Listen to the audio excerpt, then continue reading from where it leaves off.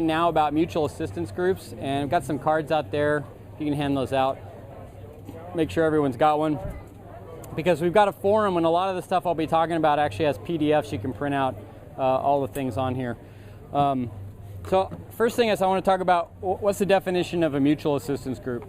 It's funny. It's a fairly new term in the prepper community, and I think they just wanted to get a way that they could talk about a tribe that would kind of describe what that was.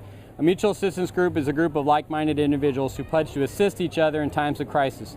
The idea is that many hands make light work. It may or may not be in your best interest to be aligned with one. There are several important things to consider before joining or starting a mutual assistance group. Do I work well with others under austere conditions? What might I have to offer a mutual assistance group by way of specialized skills and equipment? Will I participate regularly with others to build the group before the SHTF? Is everyone in my family on board with teaming up with others? Will I stay with the group or evacuate under different scenarios? If you answered no to the above questions, you may not be ready to join a mutual assistance group. One of the big things that's really important to think about is personal security, PERSEC, operational security, OPSEC, and communication security, COMSEC. Those three things are very important if you're starting a group, if you have a group, if you're thinking of joining a group. If you come up and you meet a couple guys that have a group, and you're talking about preparedness, and this guy's kind of a loose friend of yours, and he's chatty Cathy, blah blah blah, and my friend John's got this, and my friend Bob's got that, and blah blah blah, that may not be a good guy to be aligned with, because pretty much he's just told you could be a bad guy for all he knows, and he's just told all kinds of great information about where to go when things get tough, who to see when things get tough. Hey, if I see that guy, he's probably with those friends he was talking about. I'm gonna follow them back home, and I'm gonna take all his stuff. I mean, there's bad people in the world. Why do we form a mutual assistance group? Because there's bad people in the world. And when times get tough, it's easier to, if we have to dig a latrine, it's easier to dig a latrine if we've got 6 people. One can dig a latrine, the others can pull security. If I got to dig a latrine by myself, now I'm digging the latrine and pulling security. So I take a few shovels, and I'm looking around, I have a few other shovels. So it's much easier. There's a reason to have a group like this. But those security concerns are very important. If you see a guy and he talks with you and he constantly is running his mouth on Facebook or on Twitter about all the cool stuff he has, he's showing pictures of his arsenal. Well, that's neat, except now the whole world knows what this guy has. There's no secrets there. And there's some things you just don't want to tell everyone. You don't want to tell everyone you've got a year's supply of food, because guess whose door they're going to knock on? Hey, let me in. I heard you got a year's supply of food. You've been talking about that crap for 2 years on Facebook. Let me in. Well, so you got to think about that. So those security concerns are very important. They're the number one starting place wherever you're at. And if you're already got a group, you should be looking at, back at that and going, I wonder if we got that stuff squared away. It's an often overlooked thing. People that are into prepping, they don't think about it. I didn't used to think about it. Nobody ever told me about it. And one day somebody told me, and I'm like, well, that makes a lot of sense. And so you got to think.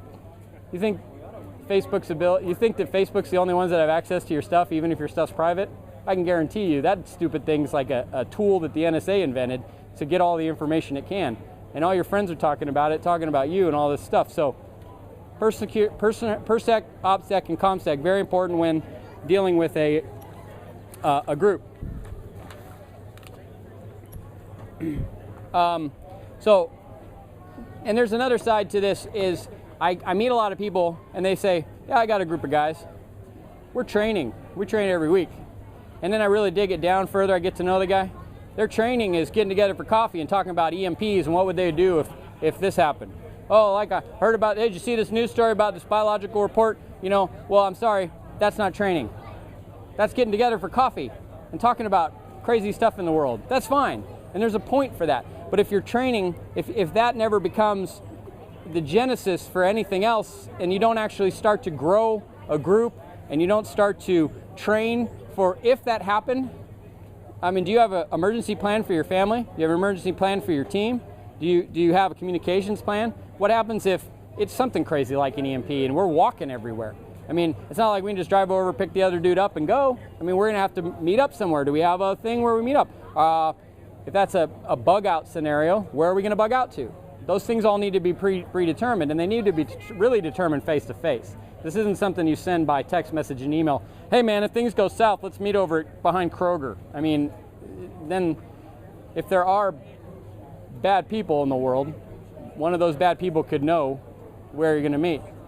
You know, half the computers, there's probably anywhere from 10 to 30% of the computers around are infected with something that is transmitting everything you put on there in the form of either keyloggers, Trojans, whatever, all the traffic. And that's just the criminal elements of our society. That's not even what the government's watching. So it's just really important that you understand that coffee is not training. Training is training. And when you talk about it'd be cool to go to the range is a lot different than going to the range and how cool it is to be at the range. Because there's a difference. So you can, you know, dream about how awesome you would be. If that happened, I'm going to be Jack Bauer, and that's what I'm going to be. Oh yeah, I hope, hey, that's great. I mean, that'd be neat if that was the case. If I'm Jack Bauer, there's 5 bad guys, I walk into a room and 3 seconds later they're all dead. Well, Jack Bauer, if he was a real person and he really could do that, he would only be able to do that because he trained. He didn't get together talking about how awesome it would be to do that. He actually learned how to do that, if he could do that. And I do believe, I have a friend that is an amazing shooter, like almost artificial intelligence amazing. I mean, I've seen video, you know, helmet camera video of him doing shoot houses, and he's out of the thing in seconds, and every target's hit twice right here, and it's truly remarkable. So there are people that through training can be pretty amazing. But the point being that if you're going to start a group, getting together for coffee isn't accomplishing anything. You actually have to get out there and do something. And the big complaint I get is, well, we don't have anywhere to train. Don't give me that garbage. Aren't we in the National Forest right here? I mean, it's just right there. Did you know that you can carry your guns in the National Forest? You can still carry a pistol. Did you know that you can carry a rifle if it's disassembled? Well, the disassembly is not defined. Therefore, you take your bolt out of your rifle and abracadabra, you're not hunting, you're not breaking the law, it's legal. You can carry airsoft in the National Forest. Did you know that? You can use the airsoft in the National Forest. There's no prohibitions yet to it. That airsoft is specifically defined by the federal government as not an air rifle. Therefore, the prohibitions against air rifles don't apply. So there's all kinds of excuses people make. And I think it's funny that in areas like this, how few people are willing to get together when you've got all this land all around you. We live in Lynchburg, and there's spots, but it's tough. You know, you have to make a lot of connections and knock on a lot of doors and say, hey, can I get on your property? Another thing a lot of people don't know is in Virginia, sporting activity you're exempt from being sued for sporting activity on your land. They can't sue you. If somebody shoots himself in the foot while they're on your land, too bad for them. You know, you're actually protected. So something to think about. You know, there's opportunities out there. One of the things we call it is land stewardship. We recommend people get together with maybe you know a landowner or know somebody that knows landowners. Say, look, what kind of issues you have on your land. Some landowners might not want you shooting on there, but they might be fine with you doing a land navigation course or a patrol stuff, or maybe an overnight camp out with some of your bug out bag stuff. They might be fine with that. You know, and in exchange you say, look, I'll put up no trespassing signs. We'll do whatever, you know, help you out. And you build relationships like that, you get access to a lot of things. Anybody here know Max Velocity? He's a guy up in, his training is outstanding. He uses a lot of targets like I saw a pop-up one, yeah. Like that, but more expensive, like crazy, like $2,000 expensive. But it's a great setup, but he does live, small unit patrol tactics. You can take your whole team up there, and he'll train you to react to contact, fight forward, fight back. And it's a really, really good thing. So anyway, he wrote this. There's 2 themes that are adding up to your death, and he's talking about things he sees at training. Lack of fitness and obesity, too much gear. Fitness. On the fitness side, let's be realistic. When you're doing tactical training, you're doing light infantry training. Let's not forget all that groupie stuff about SOS, FS, SF, elite forces and all that. SHTF, it does not matter. You are conducting light infantry operations. If you're intending to do that, you need to be fit enough to shoot, move, and communicate. There's a basic level of gear and that translates into his weight, that you need to be able to lug about in order to function as a light infantry fighter. You need to be able to move with a load without being too exhausted. The more exhausted you get, the sloppier you will get, the more shortcuts you will take. Keep low moves fast evolves into an exhausted flop down on your butt, sucking water out of your camelback while failing to pull security. And I've seen this. I've seen it in myself, you know, before I started taking physical training seriously. Before, you know, cardio is my big thing I'm trying to solve right now, because that's really what he's talking about. He's talking about the ability to keep your heart rate up and keep doing what you're doing, you know, like jumping rope. Imagine jumping rope and then picking up a rifle and shooting it, and then jump some more rope and pick a rifle up and shoot it. That's what you're talking about here, what he's talking about from a fitness standpoint. What happened? I clipped some stuff together here. Oh. Okay. Questions so far? Okay. So you got this idea. I want to get together with a group of people. How do we get started? Well, the first thing is something that I think is not flexible, and I'll just read this. This is you can actually find this on our website. It's on our forum. If you can't find it, use the card, shoot an email to us. I'll send you a link to exactly where this is.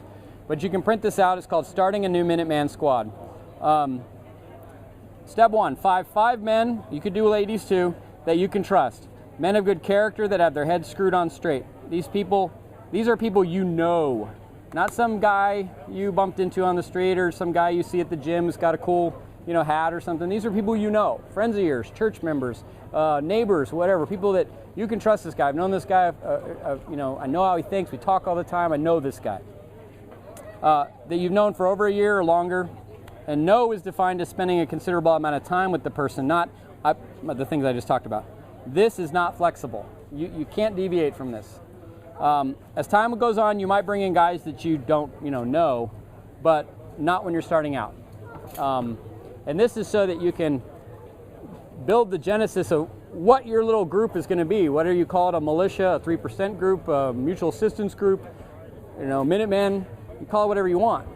You know, this is a group of people that, you know, you might be shoulder to shoulder with, you know, shooting at zombies, whatever you want to call it. These are people that you're willing to, you know, fight for, and that are going to fight for you. You have to know this person. The other side is, you bring in some guy that you bumped into at the gym, turns out to be a flake after a year. So now you've been actually training. You've been, you know, he knows, he's been over to your house. He's seen your shelves with your food. He's seen your gun safe. He maybe even knows where you hide the key. Whatever.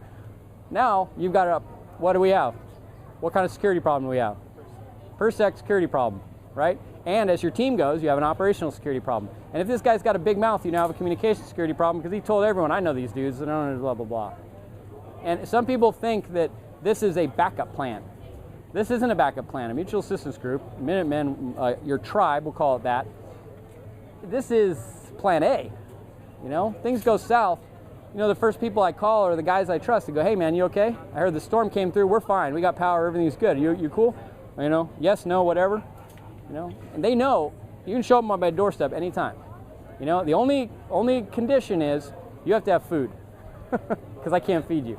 Long term, you have to have food. Now, the one exception I make to that is if your house got blown up or burned down or whatever, okay, you know, we'll figure it out. You know, come on in. But, you know, if it's laziness, and a lot of people use it as laziness, laziness is the reason they don't prep. Well, you're my backup plan. No, I'm not. If you want me to be your backup plan for guns and ammo, okay, fine. I got a few extra of those. I'll give you one. You know, but don't. I can't feed you, because I have other people who think I'm their backup plan, and they're family, and I don't have a choice. I feel obligated. I have to let them in. But the other ones, my neighbor, I warned him. He knew better. I've been talking to him about this stuff for a long time. He knew better. Don't come knocking on my door. So how do we start a squad? Well, you got to have training. You got to do something. Maybe it's just going to the local range and doing a IDPA or USPSA match. It's a pistol or a 3-gun competition. Or maybe you go shoot skeet. You know, build that rapport. Just do something. Maybe it's go on camping trips. and do wilderness survival stuff. That's kind of what I've started to learn about, is how to start fire, how to do those things out in the wilderness. There's a presenter here. I don't know if when he's presenting, but he teaches the wilderness survival school. I really want to do some of his stuff. He teaches a SEER, which is survival and evasion. I really want to take that one. That one looks a lot of fun. I just want to talk to him. Is he going to have guys with like barking dogs chasing me? Because that's what I really want. That'd be a lot of fun. But seriously, training should be realistic. You should be doing some sort of training. We're really fortunate in Virginia.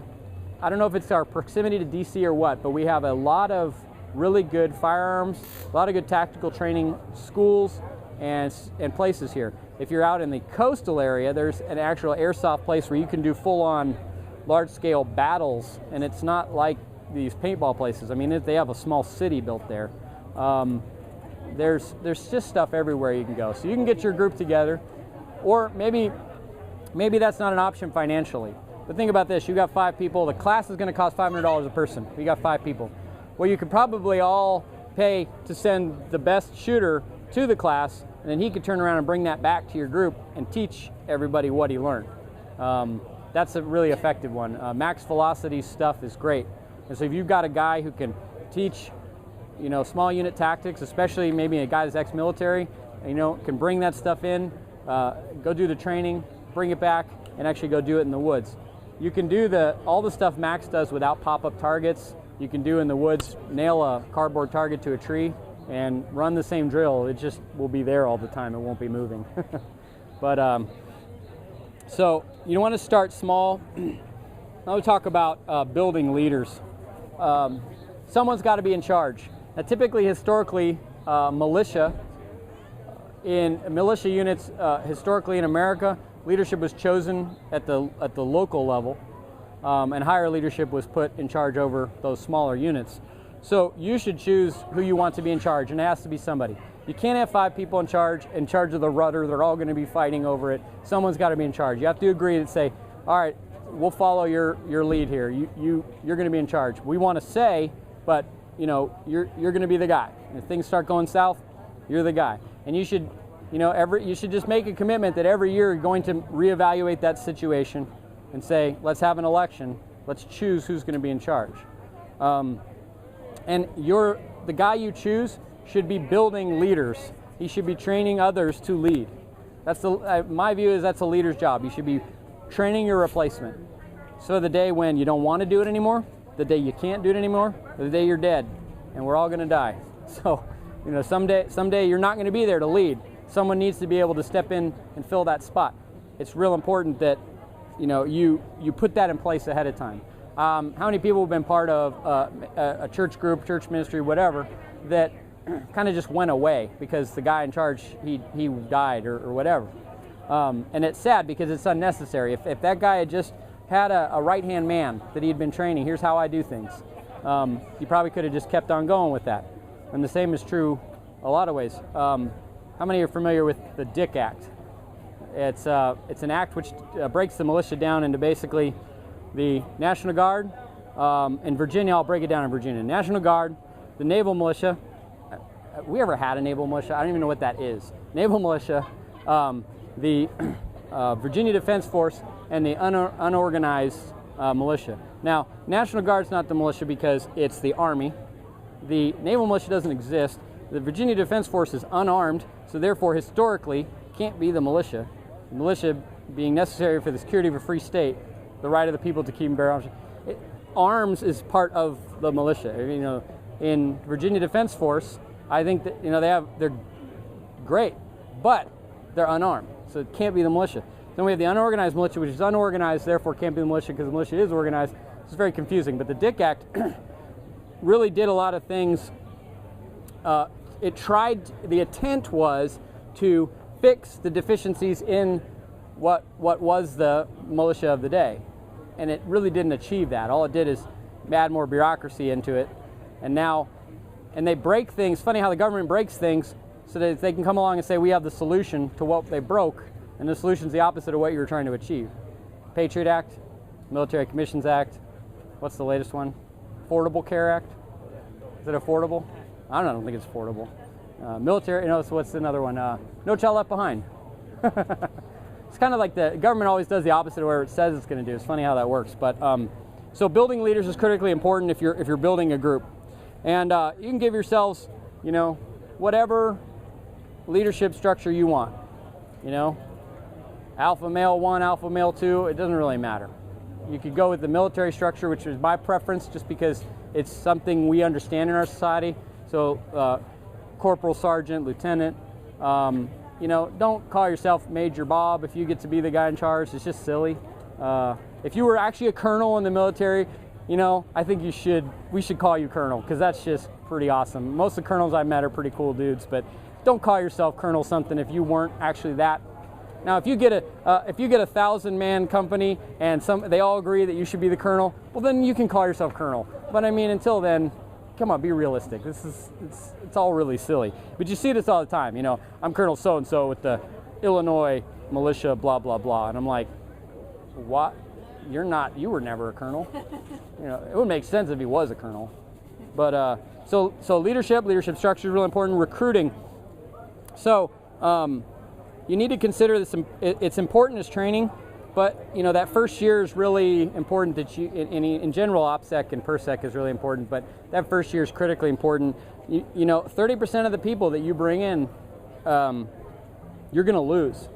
They're not going to hang out. They're not going to stay. It's not for them. The wife doesn't like the time involved and a whole whopping once a month going away for a few hours to train.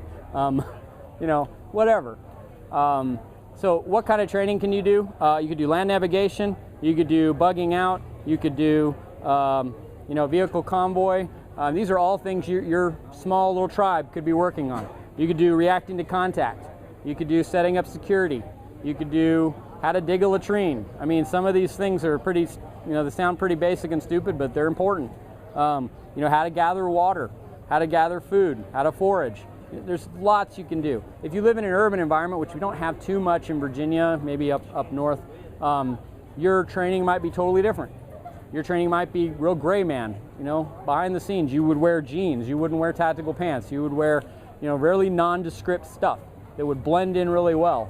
And you would practice surveillance, you would practice, getting from point A to point B without anyone noticing.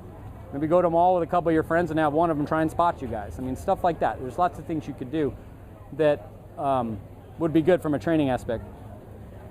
One of the things that I require if anyone wants to come into our group is a meet and greet. I want to sit down, I want to get to know this guy. And then there's going to be a limit to, there's going to be different things that we do that we're not going to invite new people to. I want to sit together and have a powwow with some of the guys that have been around from the beginning. I'm not bringing the new guy that we just met, because it's a personal security issue. And it didn't used to always be this way. It wasn't until a few guys just kind of one day just stopped coming, and I was like, these guys know all kinds of information they shouldn't know. So I started getting really protective of the things that we do. So one of the things you could do as a group is an operational exercise. Do a simulation where one of your members has just been involved, a home invasion just happened, and he killed the intruders. Okay, what's going to be the response of your group to that? Because I personally think that one of your guys should be over there with your guy when he picks up the phone to call the cops. Because if you're involved in a situation like that, it's totally justified. And let's just assume all legal aspects totally justified. Doesn't mean your DA doesn't want to make a name for himself. I don't call them DAs here, Commonwealth's attorney, Doesn't mean he doesn't want to make a name for himself. Doesn't mean that he's your friend. And so you pick up the phone, yeah, that guy broke down my door, how many times we've seen every year there's some guy, just total justified shooting, and now he's on trial for murder. It's ridiculous. So it's real important that you could run an operational exercise where you have one of your guys who's been involved in that, and you're basically simulating what you would do if that happened, so that he knows you got to call the guys. Maybe he's got a lot of guns that he's afraid the cops will take that weren't even related to this event. Take those, have the other guys take those. You sit there, and basically act as a spiritual counselor. You tell him, call the phone. Somebody just broke into my house. I thought he was going to kill me. He's dead. Click. And now you wait. And when the cops get there, you constantly, before the cops come, you say nothing. You say, I want to go to the hospital, I'm in shock, I want a lawyer. You don't tell them anything, because you're there to protect each other, mutual assistance. You're there to help each other. It's really important that you're looking out for each other. And, you know, I'm not anti-law enforcement. I just think that our society has become anti-citizen in a lot of ways, doesn't want us to defend ourselves. And if somebody breaks into your house, man, I don't care if they had a little tree branch in their hand. They broke into your house. So, you know, whatever. But so that's one of the things you could do. The other, you know, there's lots of things like that, and all this is on our website. There are lots of groups out there. 3%ers. Who's heard of these guys? There's all groups kind of claim that they're the 3% movement, and there really is no. It's kind of like Tea Party. There is no national Tea Party. There's no national 3% movement. There are some guys trying that stuff, trying to charge money or make money off of it or whatever. You know. I'm a capitalist, so I'm not going to totally fault that. But the 3% concept, if you're not familiar with that, is that this society was, this country was founded by 3% of the country. 3% were the ones that fought. 3% were the ones that were taking up arms against the crown. So that's where that 3% kind of, you know, name comes from. So you're going to see, you might see a guy with a hat that has a 3 on it. Might be a good guy to chat up. He might be interested. If you don't have a group, he might be a good guy to talk to, because he might. But again, go slow. It's in a race. We all think it's going to collapse tomorrow, but shoot, I thought it was going to collapse in 2008, and so here we are. And you can't live your life like it's going to fall apart tomorrow. You go crazy. There is actually a book that a guy's written called Building a Mutual Assistance Group.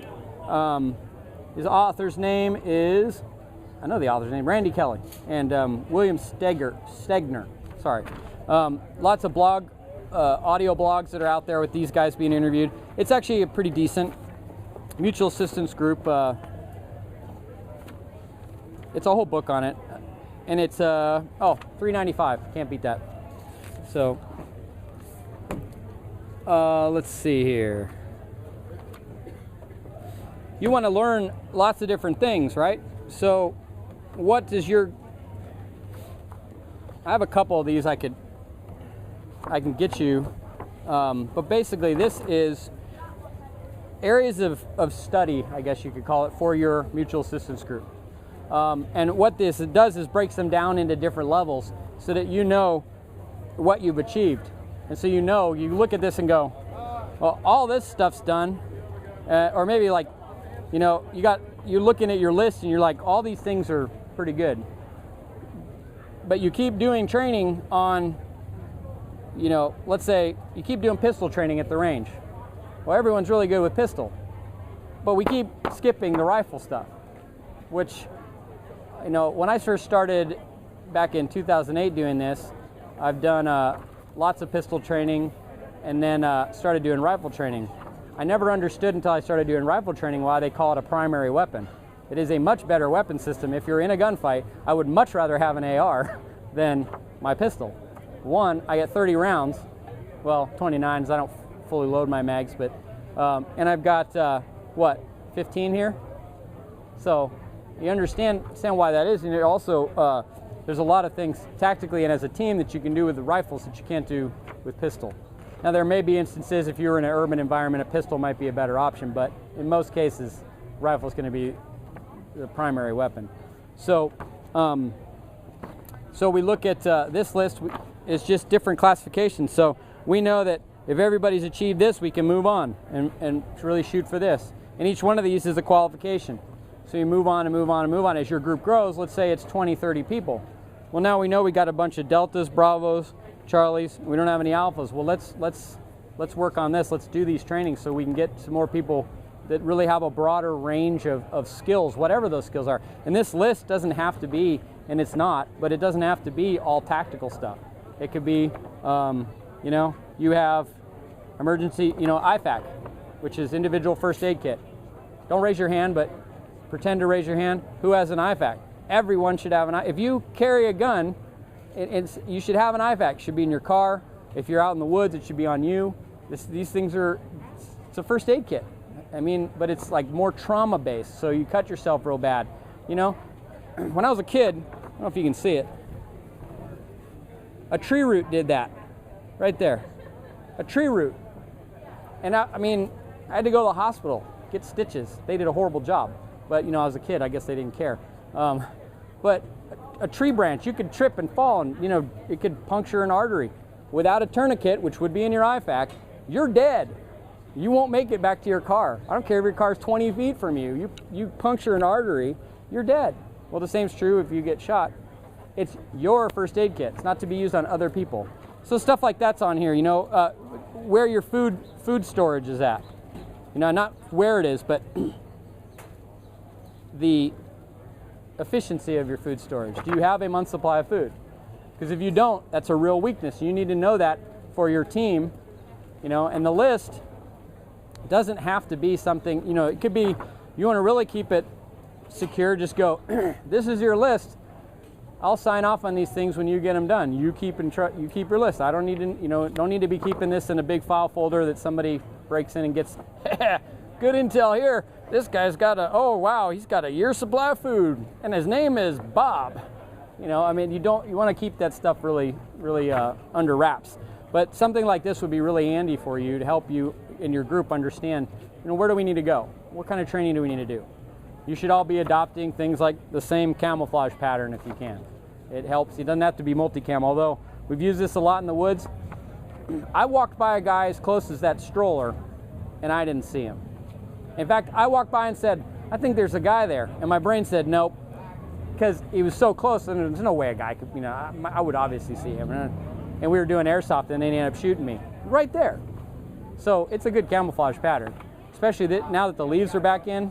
You can just, if you don't move, you won't see it. We were up on the AT, we're laying as people were walking by, laying on the side of the trail, and they walked right by and didn't even see us. So it's a good camouflage pattern. There are lots the only one I don't like is the Digicam. It's not bad if you were in the desert, but we're not, right? So Digicam's that grayish one. But if you could find it, if you had that stuff and it was cheap, it would be really good to use for maybe doing a first aid training. You know, that's where you could start. You could start with stuff like that. The goal of a mutual assistance group, in my opinion, is to help the community, ultimately. How are you going to help the community if you can't help yourselves? So you got to help yourselves, then you can help your community. You know, otherwise you're relying on FEMA, and you know how that works. I'm not a big fan. Mainly because I don't like wasting money. I think it's a waste of money. I think it's our job. It's our job to take care of our community. It's not anyone else's job. And it's your job to take care of your own personal security, not the police's job. So I just don't like wasting money on things that I think it's my job. You know, can I get an exemption? Can I not pay that extra tax? Because I don't use that service. In fact, I'll say, I'm so confident that I don't use that service that I'll sign off and says, never come to me. Never. I will never call you. Don't ever come. So, but that's not going to happen. All right, so I think I've covered all the bases. Any questions? Observation or question, but part of the problem, especially when you're getting into this whole lifestyle, is as you approach somebody, you automatically get a little mad if they're not on board. Yeah. And it's tough to find people that are interested. And in my case, I live outside of town, so I'm set up. I find a lot of people that are really interested in joining, that are willing to let me carry the ball. They'll be happy to share. Oh, sure. So it's hard to find the person who's willing to participate without sharing too much. Yeah. I don't want to share too much, certainly not where I am, and certainly not what I have. Yeah. And it's really hard to get into that conversation. Gone through friends, gone through relatives, haven't found a lot of it. So how far, where do I go now to get half a dozen good bodies? Well, the number one thing is it's not a commune. Right. Communism doesn't work, never has, never will. We actually, some of us discussed this idea, and it was just like, there's no amount of way that we can work it out where we all chip in and then it goes into a community thing. No, you're responsible for yourself. If you want to keep your stuff at my place or me at yours, that's a different story, but it's my stuff, and it's kept at your place is my stuff. So the same thing is true. One of the ways, if you get the, we want you to carry, you're the backup plan. We kind of see that sometimes. Once people realize that you're not going to tolerate being the backup plan, they usually be that 30% that don't hang around, they leave. So one of the ways to counter that is to say, look, you have to feed yourself. That real quickly weeds out a lot of people because they're not willing to do what's necessary to store up food, which is not expensive. Over the long haul, yeah, if I had to go out to Sam's Club and buy a year's supply of food today, sure, that'd be expensive. But over a year's period of time, it's not expensive. And so the way to approach people is slowly, again, slowly. You see a guy, out and about that maybe is a guy you sort of know, say, hey, I see your hat. Would you like to shoot? Yeah. Well, hey, why don't you come on over sometime, or let's go to the range. Hey, you ever go do the competition shooting? Let's go. I've been thinking about getting into that. Let's go do that together. Build that relationship. Start feeding him things, like opening his eyes to see, where he's at. Go, hey, did you see this story, man? Check this out. I printed this out. Stinking government's buying, how many rounds now? They're buying another 62 million rounds of ammo, as if they don't have warehouses full of this stuff. And what the heck does NOAA need with ammo? I mean, honestly. What is that? I thought it can't be some Antarctic base. I thought the Air Force ran those. So, whatever. But approach people slowly. It's if you just jump right into it, yeah, you get the hat, the tinfoil hat, and oh yeah, one of these guys, And the media is very successfully, a guy wearing this. I wore this to make a point. I don't wear this out in public usually. Wore this to make a point for the presentation. But this is oh look, one of those guys. The media has done such a job at portraying people that are prepared as nuts and kooks. We used to be the smart ones. Now we're crazy. Well, I don't say how crazy we are because we're the ones that survive the storms. We're the ones that survive the hard times. I don't know what the big deal is, but that's what the media does. That's why in the Virginia Ready Reserve, take some cards before you go. We're trying to build a statewide network of prepared people, that have their own little group doing their own little thing, but that are helping their community and looking out for each other. We don't use the word militia, but effectively in historic terms, that's what we are, because that's what the militia did, was help the community. It would protect them from invasion, protect them from, if a storm came, they would come and help. So, but the media's done such a job of demonizing the word that nobody wants to use it anymore. So I'm a 3%er, because I don't want to say, militia. But 3%ers are more, even more, the most of the 3%ers I know are pretty happy with the concept of militia. But they don't want to use the word, same thing. So we would say, like, our tactical training that we do, we do 2 FTXs a year, where we do a one day and an overnighter, and we do stuff every month. We're doing training. Well, you can come to those, but those are for Minutemen, and that's people that have joined the organization and have done a meet and greet with whatever their local group is and says, I want to do this training with you guys, and we'll do it. But, that approaching people, you got to do it slowly, because they will. I've learned that as I'm frequently out there talking to people, and you kind of just have to go, hey man, like we'll do a open range day. We have access to some private land, and we'll say, bring all your friends that you've wanted to talk to about this, and let's just go shoot guns, And then you get the opportunity to take a few of those guys and go, hey, what do you think about this? The others, they're happy, ignorant, bread and circuses kind of people. They just want to live their lives and shoot their guns and go back to pretending everything's fine. Hey, cool. Nice having you out. Great. But it's that you might find one or two out of that they got their head screwed on right. Everybody has to start somewhere. I thought, well, I take this bag of rice in a burlap sack and I throw it in a bucket and I close the bucket. And, I didn't know any better. A year later, I'm like, I wonder if that's any good. I pulled it out and I'm like, why does this rice smell like burlap? Because nobody told me. I had to learn all this stuff from scratch. This was probably before prepping was even, 2008. There was no shows, Nobody talked about this stuff. The Mormons were the only ones I knew that did preparing. So, any other questions? All right, well, thanks for coming.